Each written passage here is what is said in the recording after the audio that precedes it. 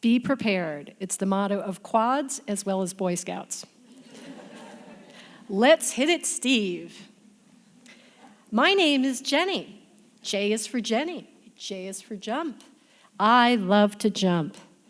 That's an excerpt from my valedictory address from preschool. Okay, there are no valedictorians in preschool, but I do remember reciting this as part of my graduation ceremonies. That description fits me as well today as it did 50 years ago.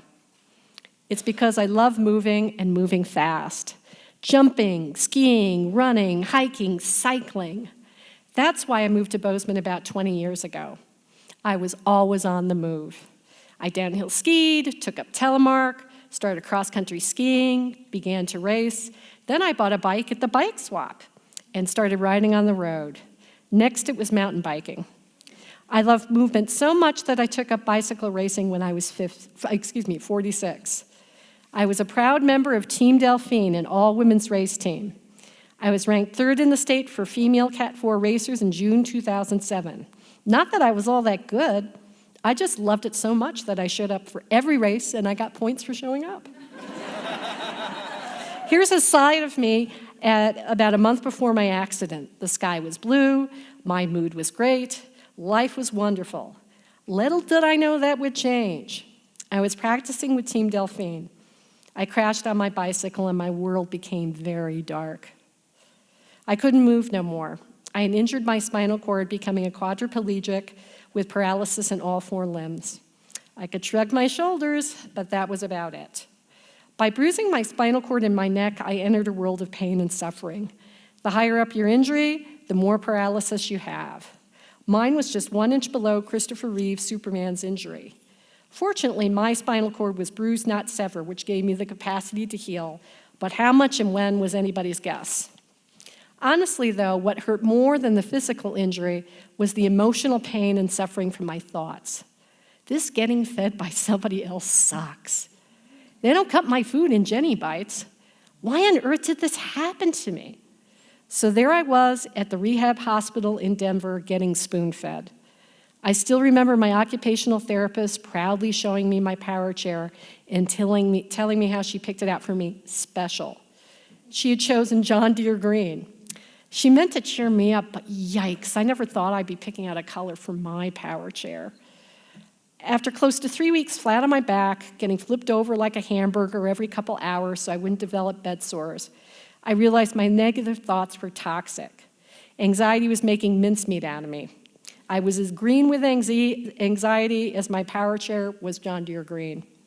I had to do something. I couldn't change my situation, but I could change my mind. That's something I learned from my Buddhist practice. I needed to cultivate joy, one of the 25 beautiful factors in the mind. Maybe I couldn't jump for joy, but I could use joy to feel better. I needed to find something to be happy about. I could change my thinking.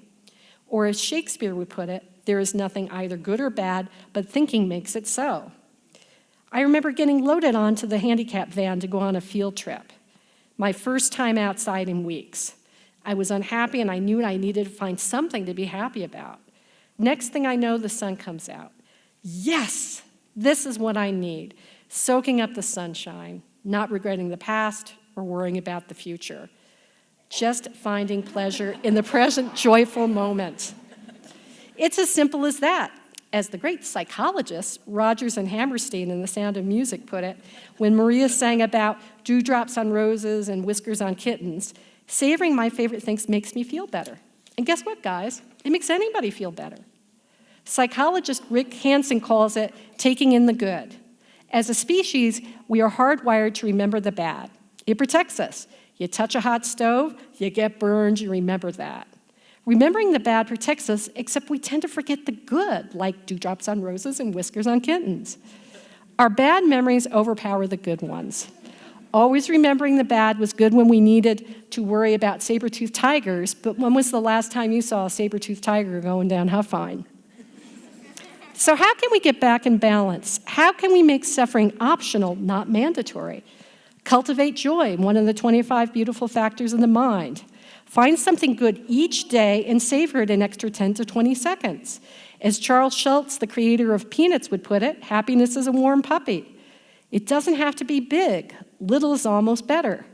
Some of my favorite things: sipping a perfect cup of dark black coffee, looking at the bridgers, doing the pristine park with my car, or maybe some sunshine on my face. And don't forget to smile. Smiling just doesn't signify that we're happy. It helps make us happy. That's what neuroscience tells us. Be happy by smiling about your favorite things. Find happiness when you can. Sometimes you may have to look a little extra hard for it, but it's always there. Even the smell of grass after a rainstorm or seeing the sun reflected in the dewdrops can help us cultivate joy. Just think for a minute. What are some of your favorite things? Keep on the lookout for joy each day. I spent a year in Florida after my accident learning how to walk again. I was far away from home, my friends, and the mountains that I love, but I found the joy of Spam. I got a kick out of getting my picture taken with the Spam mobile. Sure, I was homesick and still recovering, but Florida, go Gators, could be fun if I let it. Maybe you can get a kick over my slide. Of course, as this slide shows, pain is part of life. Childbirth is painful for both mother and child. Getting injured, as I did, can be painful. Root canals, paying the IRS like we had to do last week, that's painful. Losing a loved one. The suffering, though, is truly optional. It's something that we add on, and it's also something we can subtract from. Here's a happy moment from last June. Me riding on an all-women's bike ride called Spinderella with my friend George dressed as Spinderella, and me as the stoker. It'll be 9 years since my accident last July. I haven't stood still. It's been a long journey, but I found my moments of joy and realized they were there all the time. I hope you embrace joy in your life.